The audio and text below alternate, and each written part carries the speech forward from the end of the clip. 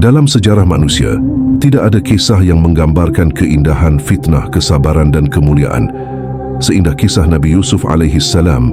Allah sendiri menyebutnya sebagai kisah terbaik. Nahnu naqussu 'alaika ahsanal qasas. Kami ceritakan kepadamu kisah yang paling indah. Quran Surat Yusuf ayat 3.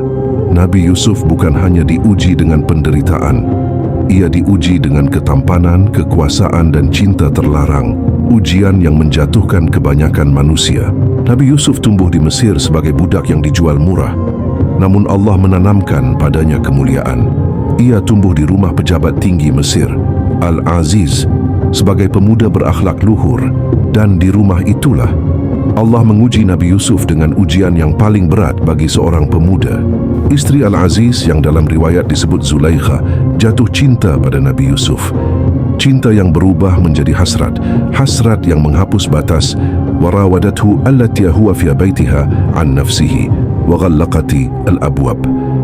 Wanita itu menggoda Yusuf dan menutup pintu-pintu. Quran Surat Yusuf ayat 23. Namun Nabi Yusuf memilih Allah. Ia lari, bukan karena takut manusia, tetapi karena takut kehilangan ridha Allah. Allah berfirman, warawadathu allati huwa fi baitiha an nafsihi. Dan wanita yang Yusuf tinggal di rumahnya menggoda Yusuf untuk menundukkan dirinya. Quran Surat Yusuf ayat 23. Nabi Yusuf menolak dengan tegas, memilih penjara daripada maksiat. Nabi Yusuf dipenjara bukan karena dosa. Ia dipenjara karena menjaga kehormatan.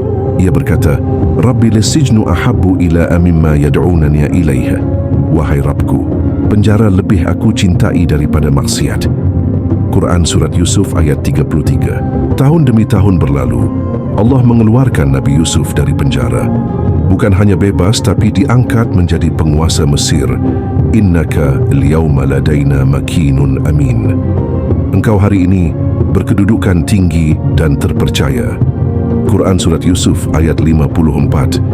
Nabi Yusuf tidak menyimpan dendam. Ia memaafkan. Ia memimpin dengan adil. Ketika kebenaran terungkap, di hadapan Raja Mesir, Zulaikha berdiri dengan penuh penyesalan. Ia berkata dengan jujur, Al-ana hashasa al-haqqu ana rawattuhu an nafsih wa innahu lamina lis-saddiqin. Sekarang jelaslah kebenaran. Akulah yang menggoda Yusuf, dan sungguh dia termasuk orang-orang yang benar. Quran Surat Yusuf ayat 51. Setelah suaminya Zulaikha wafat, Zulaikha kehilangan dunianya. Lalu ia pun bertaubat. Allah mempertemukannya kembali dengan Nabi Yusuf dalam ikatan pernikahan yang halal. Maka ini adalah kemenangan iman atas nafsu. Zulaikha telah tua, miskin dan kehilangan kecantikannya. Allah mengembalikan kemudaannya dan kecantikannya sebagai kemuliaan. Kisah ini adalah riwayat sejarah, bukan ayat Al-Quran dan bukan hadis sahih, namun diterima sebagai pelajaran moral, bukan akidah. Makna pernikahan menurut ulama, jika riwayat ini benar, maka pernikahan Yusuf dan Zulaikha bukan kisah cinta nafsu, melainkan kemenangan kesabaran atas syahwat, bukti taubat menghapus masa lalu, kemuliaan Allah bagi hamba yang menjaga diri. Allah berfirman, Innahu man yattaqi wa yasbir, fa inna lillaha la yudhi'u ajral muhsinin. Sesungguhnya, barang siapa bertakwa dan bersabar, Allah tidak menyia-nyiakan pahala orang yang berbuat baik. Quran Surat Yusuf ayat 90. Nabi Yusuf alaihi salam mengajarkan kita bahwa siapa yang menjaga diri karena Allah tidak akan kehilangan apapun. Ia mungkin kehilangan dunia sejenak, tetapi Allah akan menggantinya dengan kemuliaan yang tak pernah disangka.